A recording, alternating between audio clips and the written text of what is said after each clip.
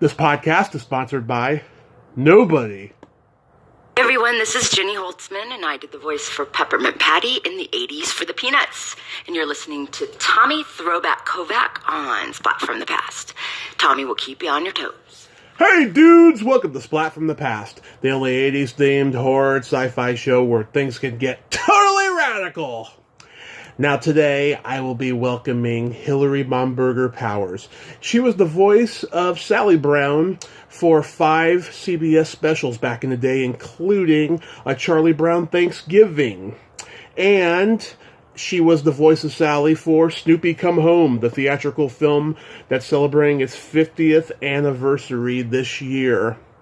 And she got out of the business, went into nursing for a while, then came back as a script consultant. And she was a script consultant on horror movies like Hellraiser 3, Hell on Earth, Children of the Corn, The Final Sacrifice, the Fantastic Four movie that Roger Corman made, Jay and Silent Bob Strike Back. Oh, I can't wait to ask about that. Being John Malkovich. And she has a memoir out called Peanuts to Percocet. And we're going to talk about all of that stuff today, and I just cannot wait. Found out her birthday is 10 days, after mine, so she's a fellow Gemini. This is going to be a fun conversation.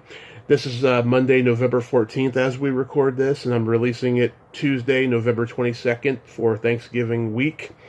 And it's going to be a friggin' blast. So yeah, here is my interview with Hilary Momberger-Powers. Hey, Hilary, welcome to the show. How are you today? I'm great. How are you? I am just spectacular. This is such a great honor. Thank you for taking the time today. Oh, thank you so much for inviting me. I'm really honored and pleased. Thank you. I really appreciate it. Of course, absolutely.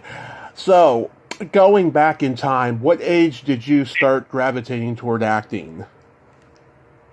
I was about 5 years old. I grew up in California. Mm-hmm. I had a mother who was actually a Jackie Gleason girl and a model.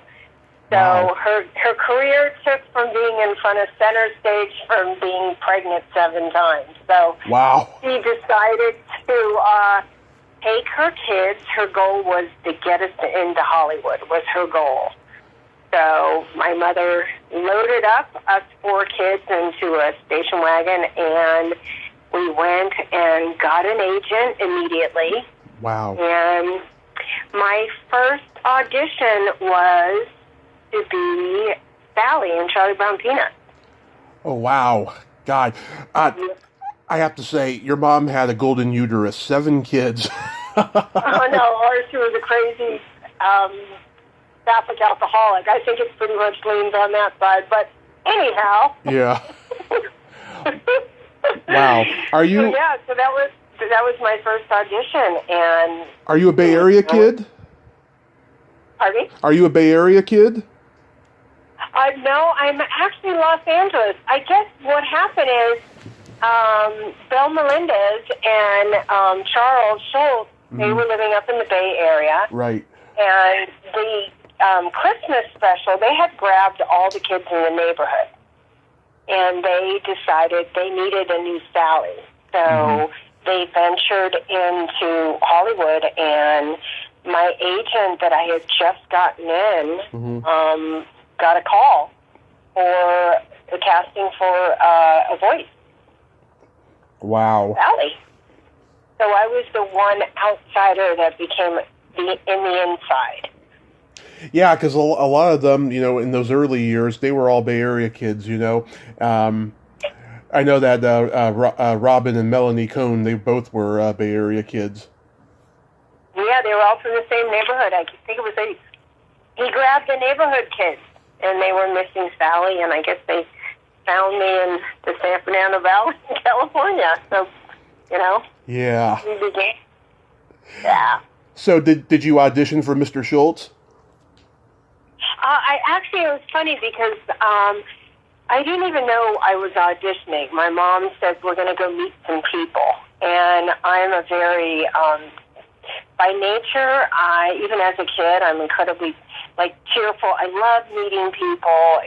You know, I'm an extrovert, and even as a kid, it was like, oh, fun, I get to meet people. And, you know, there was always candy in the waiting room, so that was a good curb for me. Yeah. But, so when I actually met Charles Schulz and Bill Melendez, and it was a very informal, where I went in by myself, and I just sat down and talked with them, and I was just excited.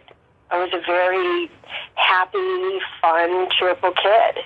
And, you know, my memories were Charles Schulz was a very quiet man, very gentle in his nature. Mm-hmm. So he felt very safe.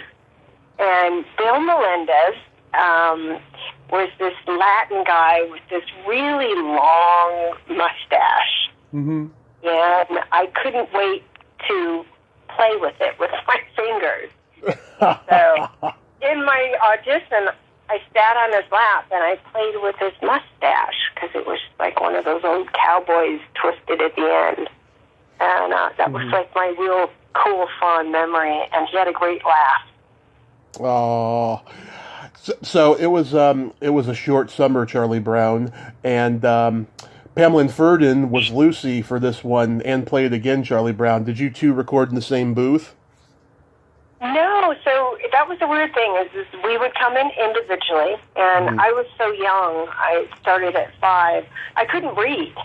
I actually couldn't read until I was probably, fluently until I was 11 because I was on set so much. But they would tell me what to say, and I was very directable.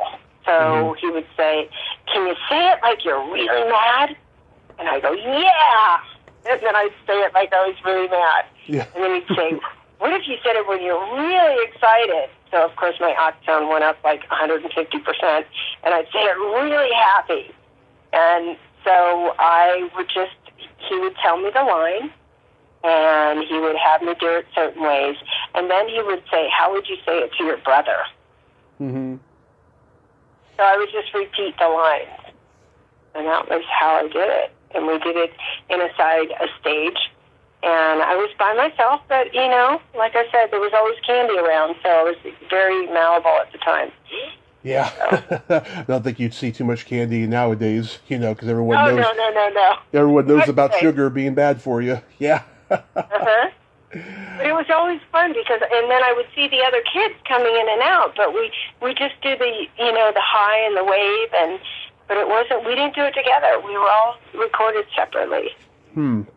Interesting. Except we did, one time we did sing and we were all together, so that was just one big, fun schoolroom. It felt like a big schoolroom where we all got to play together and sing. Oh. So the most famous of the 5 Charlie Brown specials you did was the Charlie Brown Thanksgiving, which aired on CBS on November 20th, 1973. And back then, holiday specials were really special and very rare because holidays weren't quite as commercial as they became once the 80s rolled around. Did your 11-year-old mind think that this special was special? No. It's kind of funny. Today, kids are a little bit more geared toward that world. Mm-hmm. So it was, I like I said, I have 6 other brothers and sisters. So, I do remember the Sunday night movie, and then all the specials, everyone would get together and we would all eat our TV dinners, which was very 70s. Mm-hmm. And we'd all sit and watch it. And I would watch it, but I was more excited to see my peers in it or to hear them. So I didn't go with the intent of I'm on TV because it never really computed to me. Mm-hmm. I just thought every time I went and, audition, every time I would record, it was just fun. Like my life was about fun. I went to go have fun, and I got to see all these, the people in the studio and the recording guys and Bill and Charles. It was just going to have fun. So when I heard it put together, it was exciting to me because I got to hear the story. Mm-hmm. I got to be an audience also. Yeah. But, yeah, my brothers and sisters would, punch me and tell me, that's you, you're not like that. You know what I mean? It's like, it was funny. But I did have a relationship with my older brother like I did with Charlie Brown, which is really kind of ironic. Yeah. In a very serendipitous way. Were you a tomboy? I became a bit of a tomboy, yeah. I was quite the tomboy. You got 4 brothers and 2 other sisters. Love it. Yeah. You know how to fight well. I know how to argue. I'm a good arguer. You grow up in that environment. You know how to fight. You know how to resolve issues. So it was a blessing having a big family that way. Oh. Phil Roman co-directed. I talked to him in 2020. He's 96 now and still going. Oh my gosh, how cool is that? That's awesome. Yeah, he was just wonderful. He brought a tear to my eye when he said that there's nothing like the magic of a brush, a paint and brush, because, it's all CGI now in animation, and he doesn't like it, and I don't like it either, to tell you the truth. Oh, no. But did you have to deal with him much? I can't remember names. I pretty much I got to meet everybody. I wanted to meet everybody. I loved meeting people. I was the curious girl. I think I still am the curious woman, where I want to know who you are. What do you do? Yeah. What's fun to you? So, I was a bit of a chatterbox, and still am. I don't think your personality changes much, but, so everybody I met there was an immediate friend to me. And they were I would say my external family, because I look forward to going there so much. And I get to see them, and I got to play and laugh. And they allowed me to be a kid. Mm-hmm. I didn't have to go into the auditions like, I am still in the film industry, and it seems like they have to be little adults. And the one thing I really appreciated going there is they encouraged me to have the magic of a child. Yeah. In the room. It was much more. It was a much more innocent time, Yeah, they really they encouraged you to be where you were at, and they, it's almost like they rewarded you with a smile or a hug or a laugh for being a child.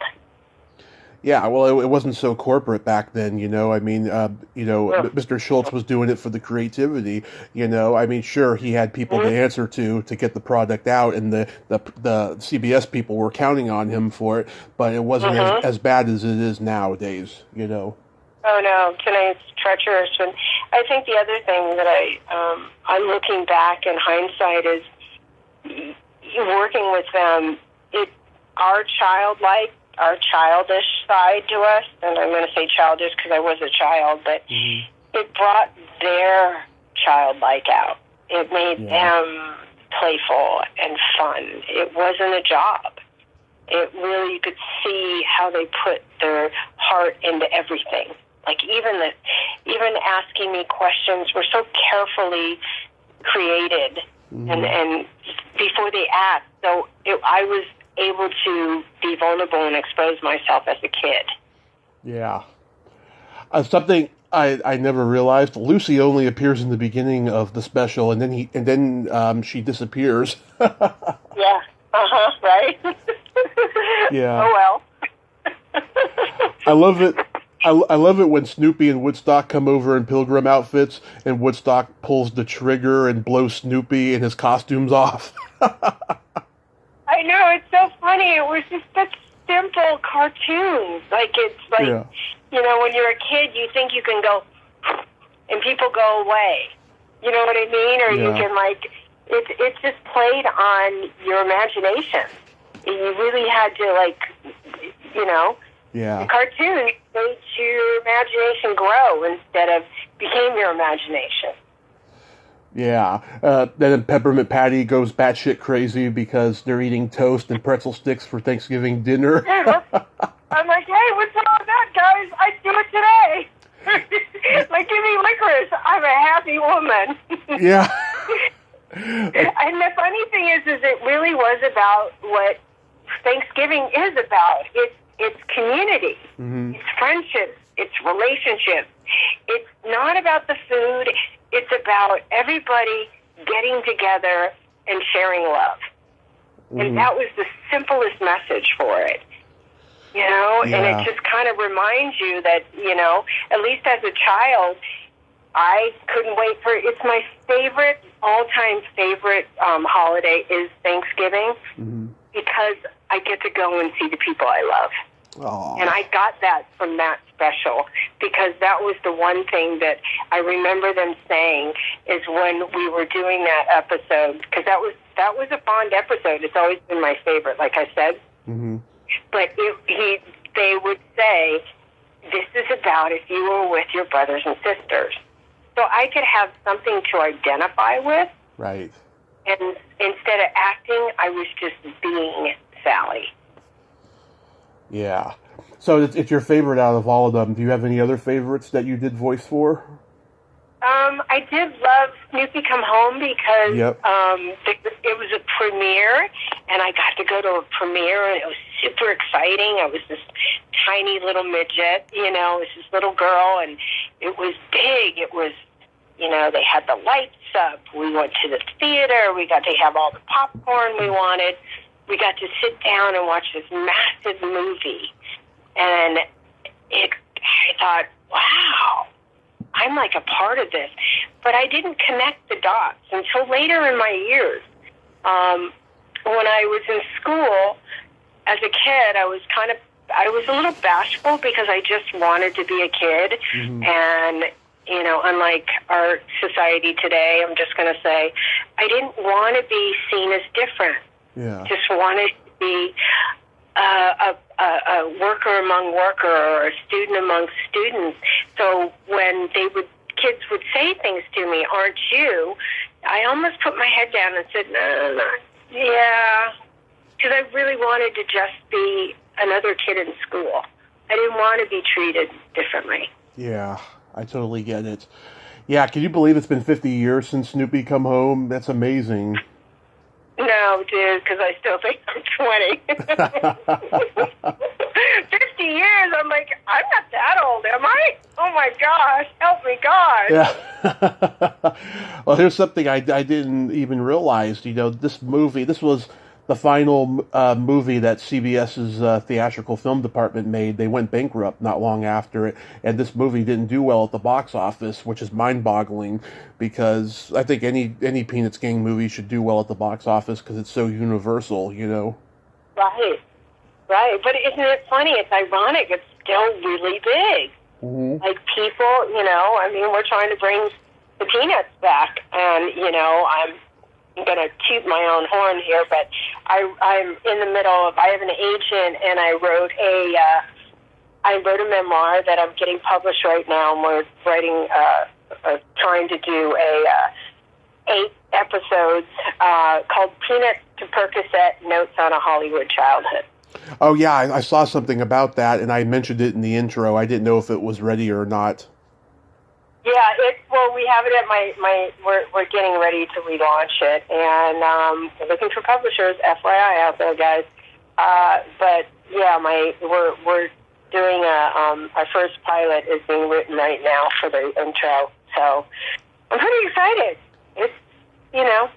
I would like to get, put them back on the map. It's such a simple, every episode had such a kind message behind it. Yeah. That not only adults could identify with it, but children can. Like I said, it's based on relationships and learning how to resolve issues and love each other, regardless of how different. Each character was completely different. Yeah. Yet everybody loved everybody, which is something that's lacking so deeply in our society today. Absolutely, I couldn't agree more. It just feels like that message of love it's gone now, and it's really, really sad. It needs to come back. But at least you got to go to the premiere, because I've talked to a lot of the other Charlie Brown kids, right? And they either don't remember a premiere or didn't even have a premiere, which I think is bizarre. Right. No, I remember because it was such a big thing. Of course, my stage mother, although was more excited than I was. But I was just excited to see, the theater lit up. And being such a small kid, I was not to rent until I was probably 16 or 17. It's like overnight it became, broke 5 inches or something like that. But Yeah. I remember just it was massive. It was bright light. The cars, they had that old light that would flash back and forth in front of the theater. And it was just pretty magical. I thought, and I didn't, at that age, my ego hadn't built itself yet. At this point, I was pretty just magical in my thinking. And I didn't see myself as being big. I saw this theater being big and the screen being big. I didn't see myself as a part of it because I was as enamored by the movie as everyone sitting in the audience. So it wasn't about me. I hadn't built that side to me yet. It was about being excited to see this big cartoon, this big, show where we got to see all these different characters. And like I said, each character I identified in my own home life. Mm-hmm. So it was almost two sides to me being in the movie and then me being separated outside of it, seeing it as a movie. Does that make sense? Yeah, absolutely. It sure does. Did it take a lot longer to do than the specials in terms of recording voice? The thing was it wasn't like, I guess today you go and you do one session, everything's cut so quickly. Like, you can cut a movie in, 2 weeks. I have also done other things. Like I was a script supervisor for 33 years, and I pretty much hung my hat up on that since now I'm just writing full time, and I still act. I still am in commercials, and I do voiceovers for a radio station, and it's just play to me. Once again, I bring out the play and stuff, and I just have fun, and I seem to be successful when I just go with the attitude of how can I give instead of what am I going to get out of it. But it would take a while because the laws were so strict back then. I literally can only work so many hours. Right. But I was fine with it. I would work an hour or two, and then I would come back, and it was like, oh, good, I get to go back and see my friends and get more candy, Yeah. So after those specials, you in that movie, you finished school and then you went into the nursing field for a while?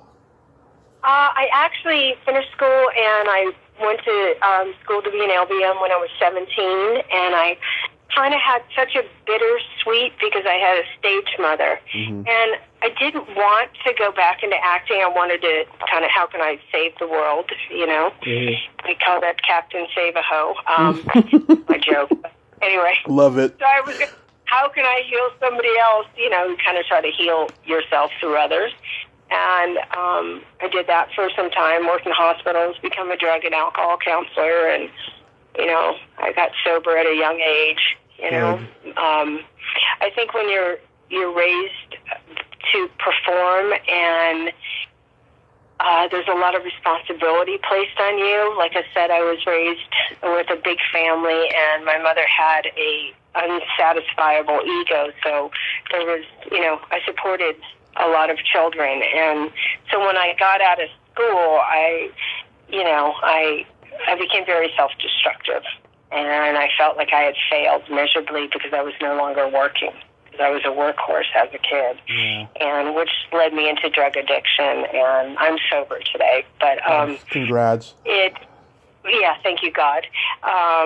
So I get to give in that community. I do that quite a bit. And I also give in other outside programs.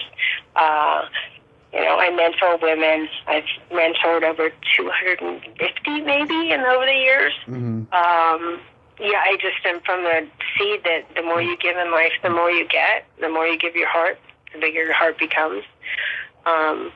So I went and did nursing, and I remember when I was a child, I used to doodle on set, because school on set was not what it is today. I think it's still a little lackadaisical, but I used to draw a lot, and I decided I was going to go to art school. So I went to a trade tech downtown in LA for graphic artist, and I found out I was a fine artist.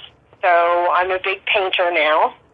I'm an artsy-fartsy girl, and I worked at some, companies where I did paste up and layout, and I was working on movies, posters for movies, and I thought, I think I want to go back into film.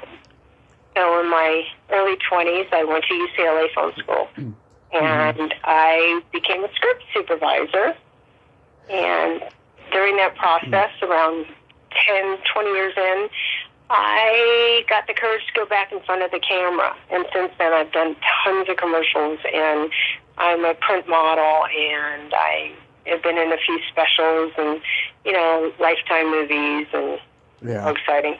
And I audition for other movies and shorts and, whatever I can get into, but I love being able to tap into that magical make-believe world where I can express myself through art, but I don't do it to define myself. I do it to expand myself and to expand my heart instead of get you to like me. What do you think of me now? I'm a big advocate of looking at yourself. I've had many years of therapy and all kinds of ways to heal my heart of being a child performer. That comes with a cost.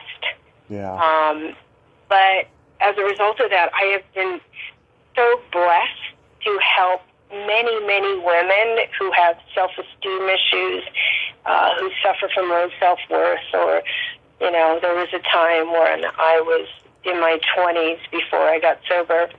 Right before I got sober, I was, went down that spiral of who am I now? Who am I now? I'm not performing. I'm not taking care of a family. I'm not working. Am I worth anything? And, I went down this suicide rap and, had a couple attempts, but for the grace of God, I'm alive. But all those really dark, twisted times have been some of the most extraordinary gifts for me, because I am able to be there for another human being like no one else can unless they've been down that route. And it's funny because I've worked on many, many sets. I've done the Fast and Furiouses, the B and John Malkovich, the West Wing. I've done script supervisor. And sometimes when I see children on set, my heart hurts. Because, I think every child needs an avenue to express themselves. But when you're forced to express yourself for the adult's egocentrical lack in themselves, I see these children and I think, oh, honey, this is going to take a toll on you. So I'm really mindful when I meet these kids on set to be very childlike with them and not talk about them being on set or performing and finding out what their favorite color is or what do they like to draw or if they had a fantasy of where they'd want to go or what superhero they'd want to be. Like, I really make a point to connect with them on an offset level. And it's healing for me, and I'm sure it reminds them of them being a person instead of a product. That's a beautiful way to put it, Hilary. That really is. Yeah, I had a car crash 7 years ago. I come from alcoholics, and there's drug use. There's drug use in my family, welcome too. To my go team. Yeah. Go alcoholism. I'm not for it anymore. I'm pretty much against it, but go team, yeah. Yeah, so I totally understand it. I've been on my journey the last 5 years with this podcast, and it's been just the greatest thing that's happened to me. Oh, I'm so glad that you found a way to heal. I sure have. It's so important for your soul, honey. It's so important. It is. Did you find that when you were working as a nurse, did you find that it was really depressing, especially when patients die in the hospital?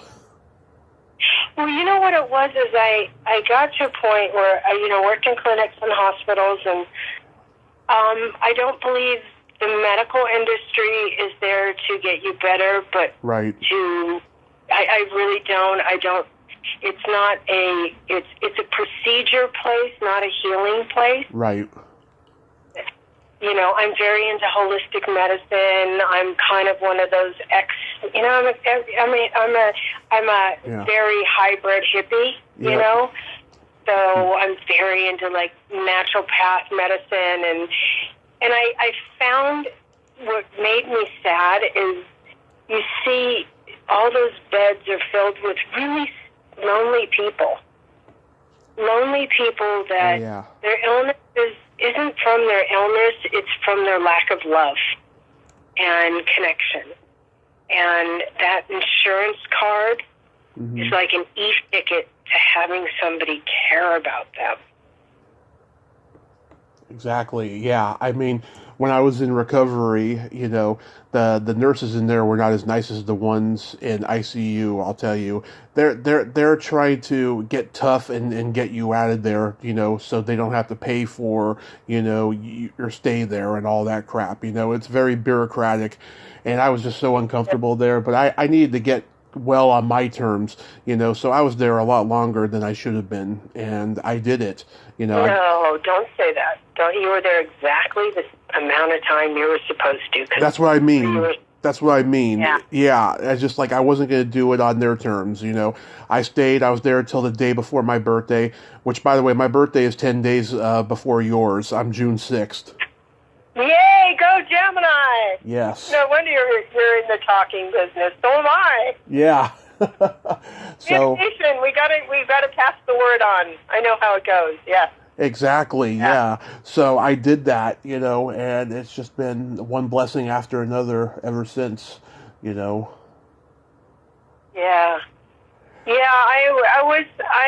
I worked in my last clinic I worked at, cut to an overdose, but I was the back office nurse, and anyway, not a good place for a drug addict, but it was funny. Hindsight's 2020. You can make humor out of your loss. Of course. That's, a good way to heal, or you could become, a victim and constantly saying, poor, poor, poor me. But I always say, pour me a drink, so it's not real healthy for me. But when I was working there, I worked at a weight control clinic. Now, at this point in my teens, I was obsessed with being skinny, the curse for women. Yeah. And I became very strung out on the speed in there, and I knew it was killing me. And I had, being such an icon as a kid, and I didn't know I was. I'm speaking from it's like 30,000 feet up, I didn't know what a pressure it was on me, but feeling as if once I stopped performing, I failed. I really turned on a snake on myself, and it really destroyed my self-esteem. The little I had, I found out that, I learned these lessons. If I smile and look cute and at all costs, don't show your emotion because it's not profitable, as my mother used to say. Oh, boy. So I had to relearn and heal and do a lot of forgiving of my parents. And I was very, very angry at the film industry for a long time because I felt like I was prostituted, not in a physical way, but on an emotional level, to create this illusion that my life is perfect. Yeah. And if you're in front of the camera and on the screen, you don't have any problems. Yet I was living in this house of horror with my abusive mother, and I was held to such a high standard that when I stopped, I internalized that I failed miserably. So I went on a death trap to kill myself. And I'm so grateful when I overdosed, and I went into a grand mal seizure when I was 21. And I looked up and I said, God, if you're there, please don't let me die. And it stopped. And I would love to say, and then I lived happily ever after, and I skipped down the yellow brick road, but I didn't. It took me, a lot of work and a lot of self-forgiveness and a lot of learning how to appreciate my differences. Mm-hmm. And as a result of that, I have, I can't stress enough how grateful I am to be able to help women. And I've, through my coaching and through my vulnerability and saying, look what I did. These are the things I did. Now, not what I've done. Those are just a part of my story that created this raw woman to help. Absolutely. If I didn't have those things happen to me, mm-hmm. we wouldn't be happening. I've learned how to kind of see my whole picture as kind of like, who's that? A Pollock. all that painted splattered together makes an incredible image. Mm-hmm. Instead of a mess. I felt like a mess for so long, but then I started seeing the beauty in my ashes. Absolutely. So why script supervising, and what necessarily does the job entail for people out there who don't know?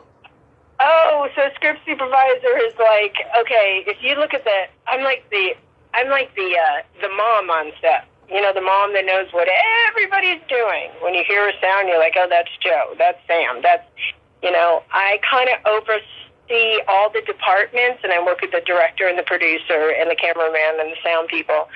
And not only do I make sure the continuity in every scene is congruent because everything is shot out of sequence, and because I am a middle child of 7 children, I kind of know what's happening in the shitstorm. Mm-hmm. And so I didn't want to be based on my outsides anymore, mm-hmm. My looks or my performance. So when I went to school, I thought I want to use something where I can use my brain and my natural talent, which is I know what's going on. I have a great, I'm constantly know what's happening. I can, I'm multitasker. So how can I put that into a specific craft? But it's very non-artistic, and that became very stifling because, I got to see the performers. I got to be around some great actors, from Jack Lemmon to, I can go on a litany of people, and I used that as a study period on when I went back into acting. What a great class for me is to watch the greats mm-hmm. right in front and watch them make mistakes and know that you could still be great with making a lot of mistakes. Meaning they can't remember their lines, they did it wrong, they did it differently, it's not, it's funny because when you watch a movie, you're like, gosh, they're so good. Well, you don't know how many takes it took, honey, how many takes they messed up. And you don't know how incredible the editor is to make them look fantastic. So, and they only need one good take, and that's what life's about. You don't have to make 1,000 great performances and 2 bad takes, bad performances. Like, you could have 5 marriages, but if you got one good one, they're only going to talk about that one good one. And that's kind of like in filmmaking. So, that healed a lot of stuff for me. And so when I made a decision to go back and start acting, and, like I said, I do commercials, and, I'm crossing my fingers. I'm auditioning for a really cool movie this week. Cross your fingers. Awesome. Please send me a prayer. I will. But we're watching how these really wonderfully creative, expressive, just colorful people can put their pain and their misery and their insanity into a product, which is a performance. I learned a lot. So I have learned how to express myself and be very present when I act. And I am so lucky because when I've gone back in, I've been on every side. being on the crew side, I know how the whole inside works from every single different department because I was inundated in it for so long. And so when I step up on set as a performer now, an actor, it's just like home. I'm not nervous. I know how to find the light and know when to shut up. I know where to stand. You know what I mean? It's second nature, so I'm really easy to work with. And I also know how to take direction because I learned that at 5. Yeah. So, yeah. So the first couple movies you did were horror: Hellraiser 3, Hell on Earth, and Children of the Corn 2, The Final Sacrifice. Oh, yeah. Any good stories there? Right. They're icons. So do you have any good stories there? Oh my gosh, I was telling a great story. I was on this movie, and I'm not going to tell the one because if they ever hear it, they'll find out. So it was on a movie. It was in North Carolina. That's just it. You'll get an idea which one it was. And I guess one of the cameramen, it was back in the day when we used film. Now we used all the, tape, which is not cheaper, by the way. But they were the camera assistant. We would all go out. Everybody would go out and go drinking because that was very accustomed. And back in the day, where at RAP there'd be beer and people would drink, and then they go. The camera guys would load the film, and they'd have to take it to the airport to get to photocam to send it out so that we could process the dailies the next day. And we all went out, and the AC, the loader, second AC, was supposed to take the film to photocam to the airport to get it off to the airport to get it shipped off. And he got into a car crash, and the van rolled, and the film got exposed. And he took the film and he buried the film and told the producers that he sent the film out and it got lost. That was one of the funniest stories. I thought, oh my God, only in the film industry. It was a crazy story. It was funny. I was telling the camera assistant yesterday, I was on a commercial yesterday working. That was a funny story. There's just been some great, I was on Fast and Furious, and we've had blizzards, and I was during the movie when Paul Walker was killed. I mean, it's when you're on a film, it's almost like its own government of its own. I call it the totalitarian government at this point in life, but it's a whole world where you're so far removed from the public, you almost get away with anything.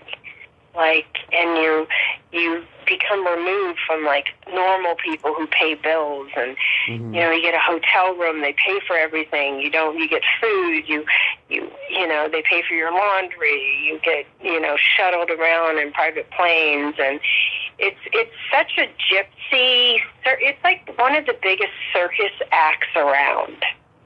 Back in the day, they used to have the circus where they'd all travel together and set up, go from town to town. And that's kind of like the film industry. It's a big circus going from show to show. And you create kind of a nomad existence. Yeah. Where you learn when you travel a lot, and that was one of the things I wanted to get away from, and I started doing TV shows in town because I would go on these shows and I'd travel and went to Europe for 9 months on Young Indiana Jones, the TV series, which was so much fun. I'm so grateful. Yeah. It was a very tough show because the first day we started shooting, my brother died, and I stayed on the project. And, I learned how to stuff my feelings and just go to work, which is not a very good habit. Yeah. And, grief finds you. And it was a very, very tough year for me because I was avoiding my feelings by working so much and trying to stay in magic and make believe. But reality sets in.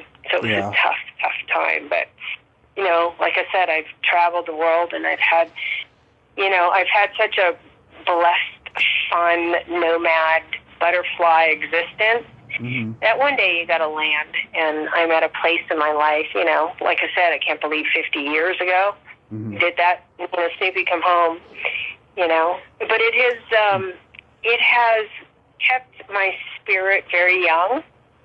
And so I do not look my age. I look 15 years younger, and I think that's because I've kept the magic of make-believe in my mind. Like I said, when I meet people, I'm a child again. I'm excited to meet you. I want to hear all about you. Let's tell stories. Let's laugh. Let's play. And that has to do with growing up in that world. Right. When you did Hellraiser 3, did you interact with Paula Marshall? Oh, yeah, I love Paula Marshall. She's awesome. I had so much fun with her. She's great. Did you have her on your show? I did a couple years ago during lockdown. She's a force of nature. She is so funny. Oh, my God, she's hilarious. I actually stayed in touch with her for quite some time. She's great. Yeah, great girl. She's the female Cenobite with the belly button. Yeah. Awesome. She was great. Actually, I stayed at her house for a little while, too, which was kind of cool. Yeah. I had some, I'm having a flashback of where she lived. Tony Hickok, and Tony Hickok, who made Waxwork. Yeah. Yeah, Tony. Tony was a character. He was, we did a movie. I can't remember what it was, but I don't know. It was in Hellraiser, I think it was. And we were in a. This is a story. I don't know if I should tell, but oopsie, we were doing. Nothing is sacred with me, Hilary. Nothing. Not secret with you. Yeah, it's very impossible to offend me. Go ahead. So we were doing this one scene where it was a flashback, and it was with Tony, and I can't remember what was the DP's name? Jerry, I can't remember his last name, Anytimers right now, but we were shooting, it was a flashback, and, the 1400s where the guys were in the trenches, and it was wartime, and these kids have these bayonets.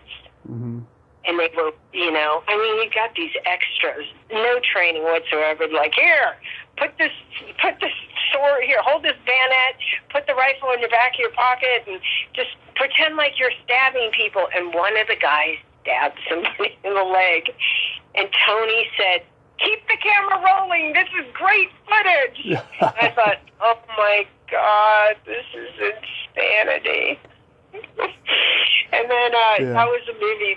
I think that was Hellraiser, and I guess that weekend I went out and I wore this red dress, and I was in Liberty, North Carolina, and I'm all dressed up like I'm going out to some premiere, and these two locals got in a fight over me, and I just slipped out. I just thought, this is insane. Yeah. Like, it really was like, it was just like, out of a movie.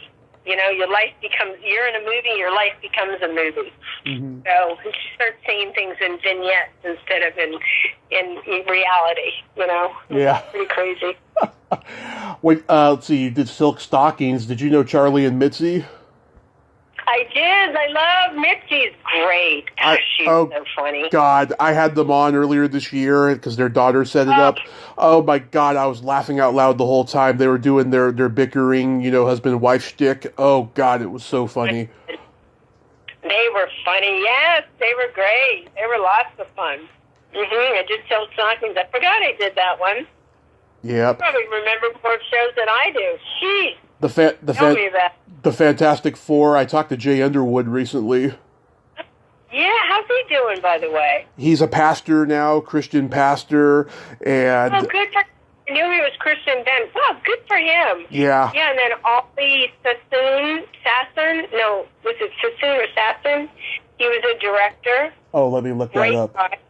He was a really cool guy. Good for him. Oh, good. He found his purpose. That's awesome. I love that. Yeah. Look, there's life after filmmaking. Believe me. Oh, yeah. I have learned that. Oh, my God. So many people, so many actors turn to teaching acting. So many actors, do other things, Yeah. Yeah. Yeah. Ollie Sassoon is the name. Yeah. Yeah. Yeah. What a great, I loved him. He got me into football.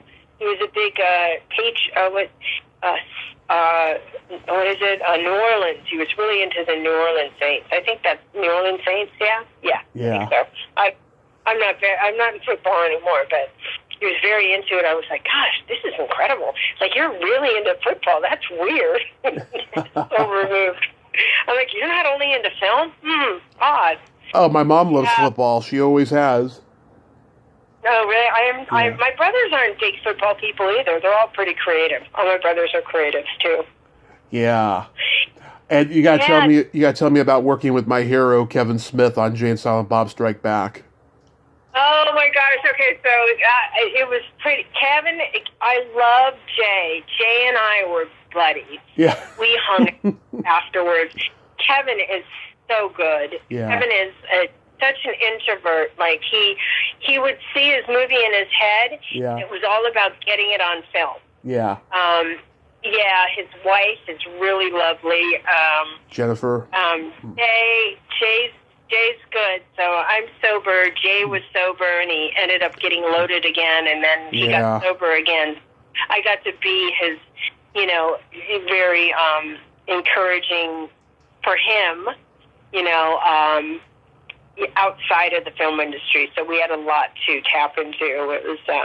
It was pretty good. I'll tell you a real funny story. So okay. I was working on a movie with Kevin. No, what's his name? Oh, yeah, I'll think of his name. He was in.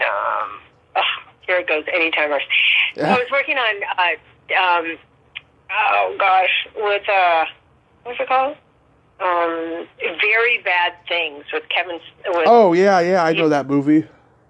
Yeah, Christian Slater, Jon Favreau was in it, and a bunch of other big Liam something or other. Right. Really fun actors, Cameron Diaz. And, it's funny because every time I'd work with actors, because of where I come from, in front of the camera as a child and going behind the camera, I don't see any color lines. So a lot of people on set, they see crew people and actor. It's very cut and dry. But I never saw I never differentiated myself because I felt both. So I was always friends with the actors. Right. Because I can identify with them. We're all, the kind of right brain, very creative, kind of wacky. And so Kevin from Jon Favreau, we were sitting there talking, and I was going through a divorce. Mm-hmm. I'm big on marrying. I'm apparently big on divorcing too, but I'll do it again. I'm going for the Elizabeth Taylor route. Yeah. But so it's so funny. So Jon Favreau was like, "Hey, have you seen Swingers yet?" And I'm like, "Oh, dude, I am not into that kind of movie. It's about guys dating." And John, it's just not my thing. He's like, "You didn't see it?" And I said, "Honestly, I started and I walked out of the movie." He's like, "Oh, no, you didn't." And I'm like, "Yeah." I said, "It just wasn't my thing." And he goes, "Really?" And I said, "John, it's not like you wrote it or anything." He looked at me and he said, "I did." And so when I sent him my resume for Iron Man, he didn't even interview me. I can't understand why. I thought, oh my God, I forgot we're dealing with the ego here. I thought it was the funniest thing. I just looked at him. I said, "Wow, should I put my foot in my mouth now?" And he goes, "You already did." Oh, talking about feeling like an asshole. I did. It was funny, though. I look at it and I go, oopsie. I kind of say oopsie to a lot of spilled milk in life. Yeah, I met Kevin. He's partially the reason I have this podcast because. Oh, so great! Oh my gosh! I went to the. Did he help?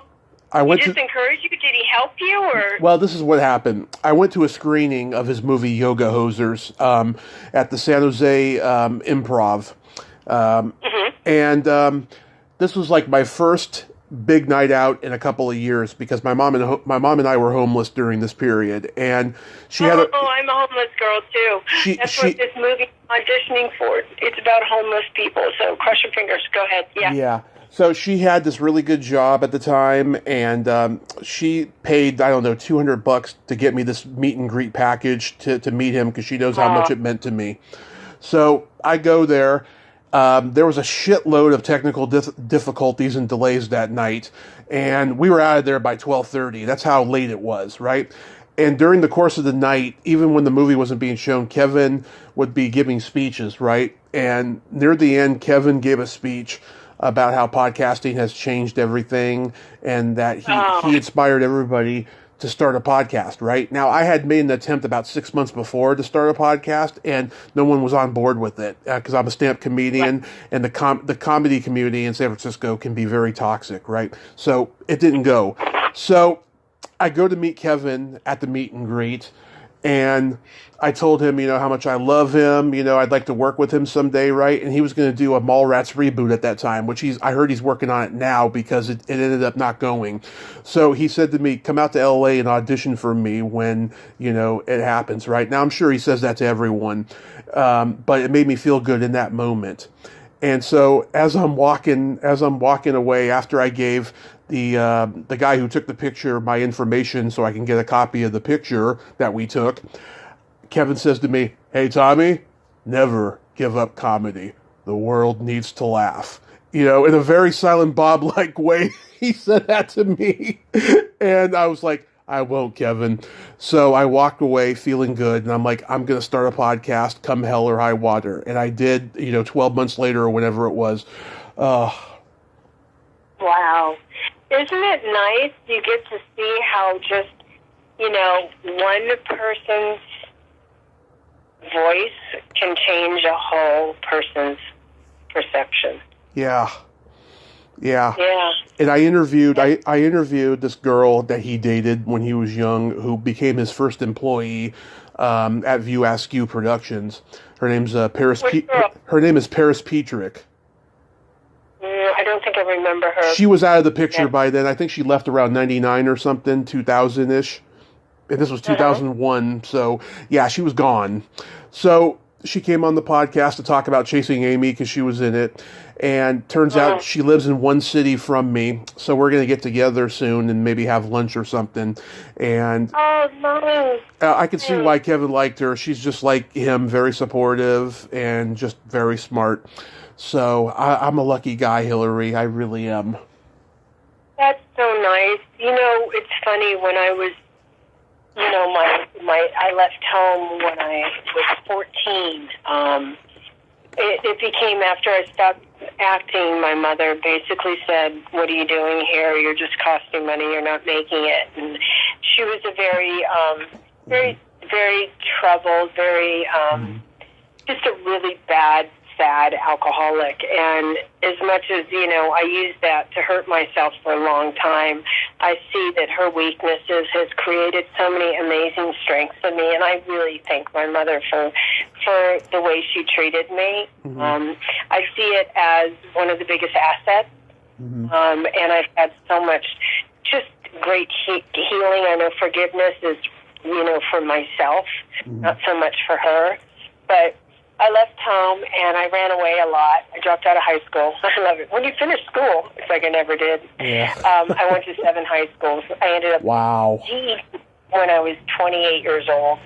Back in the day when you can say, "Yes, my diploma's in the mail," and then you're a straight A student, so they question it. So I was running away from home, hitchhiking all over the place, getting hurt.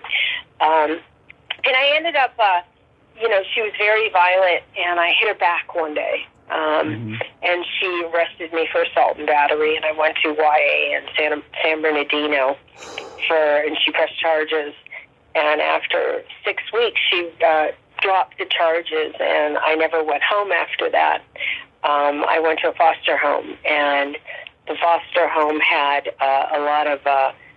There was inappropriateness or whatever. There was a lot of sexual stuff going on, and I left because I didn't want to be another victim, and I lived on the... So I identify with that. And I was living in a warehouse in Compton with a boyfriend because he was going to save me. Are you my daddy? And we were living in this warehouse. And we had to leave. We were allowed to live there from 6 p.m. till 6 a.m., and then we had to get out because it was a furniture factory. and I asked him if I could work as a furniture maker. Mm-hmm. So I worked in the back with all the Mexicans. I have a favor for Mexicans. I love the Latin race. Mm-hmm. You know, I had a lot of fun memories, but I learned how to speak broken Spanish, and the woman who ran the factory said to me, just like Kevin said to you, Hilary, what are you going to do with that brain of yours? It's smart. And I remember thinking, wow, no one's ever said that to me. And that one remark led me to believe that I could do anything because I was smart. Love it. Yeah. Love it. Yeah. Yeah, and I lied to get into this little medical college, and I said, I am going to become somebody that has nothing to do with the film industry. I'm going to go save the world. I'm going to become a nurse. And that's what got me into nursing school. That one comment. Just like that one comment Kevin said to you. And it just changed my whole life, just like your life was changed. How wonderful. I call those our angels.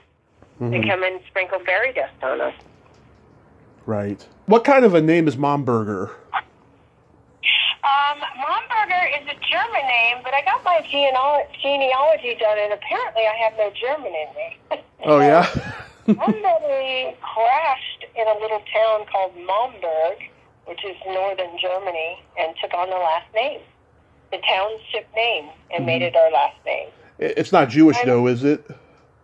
No, I mean, there is some way back somewhere in the somewhere, but no, it's German. It was actually a town called Momberg, and they added the ER at the end. Nice. Nice. Nice, yeah. So yeah, another thief in the house, yep. So do you have any upcoming projects you'd like to mention? I do, of course I would. I am actually, my first husband, I love saying that, it sounds so racy. My first husband, when I got married at 23, I told you he works with Tony Robbins. His name is Carlos Reynaldo. Uh-huh. We have recently, this last year, we did our first podcast. It's kind of a short film it's called Leading with Your Wound, and it's about learning how to heal relationships based on your old wounds. Huh. And we're old husband and wife, and we're great friends, and it's about learning how to heal your wounds through, and building on relationships from there. So that's one project, and my brother, who was the love of my life, he's the one who taught me how to read at 11 years old. Oh. Yeah, he would sit me at the piano, and I would say, play the piano, and he said, only if you read for me. So he bribed me with his music, and all I had to do was give him words. And so he taught me how to read, but he left me, he had done a couple children's books he hadn't finished, and this year I have finished them, and I'm illustrating them, and I'm going to publish the two books called Zach the Yak. Zach the Yak. Really great books about... Sounds like Dr. Seuss. I know, right? But it's not really. It's about a couple characters that have learned that they don't have to be like everybody else to be loved. Mm-hmm. Oh. So I'm getting this published, and I'm getting my book up, and we're writing screenplays based on it, and I'm auditioning for a really good movie about homelessness, and I'm just, I'm just learning how to see the beauty in every single day, and learning how to, to love myself when I make mistakes, and teaching others how to do the same thing. So I mentor women. So. Did you hear that PBS is not going to rerun the Charlie Brown Thanksgiving and Christmas this year? Why? I have why? I think it's because of the streaming, but I just thought that was bizarre when I saw that in a news headline. Well, did you know that Apple TV now owns the rights to Peanuts? I do know that, yeah, so that is the streaming then. I think it has to do with that. They're trying to reboot everything. We actually took my book to Apple, and my agent walked away from it because they said, sure, but we can own everything. And I said, there's no way. I was not allowed to have any, even as a kid, I didn't feel like I was able to say it was my work because my mother took all the fame for it, and I'd be hell damn dead if I'm going to let Apple take my fame. Absolutely. So, right? Yeah, I totally get it. It's not yours, buddy. So, real quick, we have to play my secret silly game. This is a series of silly slumber party questions. No win or lose. It's just pure benign fun. And how the game works is I ask you the question, you answer it, and then you ask me that exact same question and I answer it. And feel free to comment on the answers because they'll be funny. Okay, go ahead. Shoot, buddy. Okay, Hilary, are you ticklish? Absolutely. Are you ticklish? Oh yes, I'm so ticklish. If you tickle me without warning, I'll hit you in the groin. Oh, that's nice. I wouldn't let you near my groin. How about that one? You in what army, buddy? Yeah. Is your belly button an innie or an outie? It's an innie, but you're not allowed in it without getting out of it. I love it. I love it. I have an innie. Oh, good. Okay, so we're from the same den. Exactly. People with innies tend to live longer. Oh, good. I'll be here for a bit. What color are your toenails painted? How did you know my toenails were painted? Oh, well, it's red. It's wintertime. You got to go dark red. What color are your toenails painted? Most women paint them. Mine are not painted at the moment, but last time they were Easter egg blue. Very good. Keep your shoes on. Yeah. Or find a woman to paint them a different color. What would you say is your best personality trait?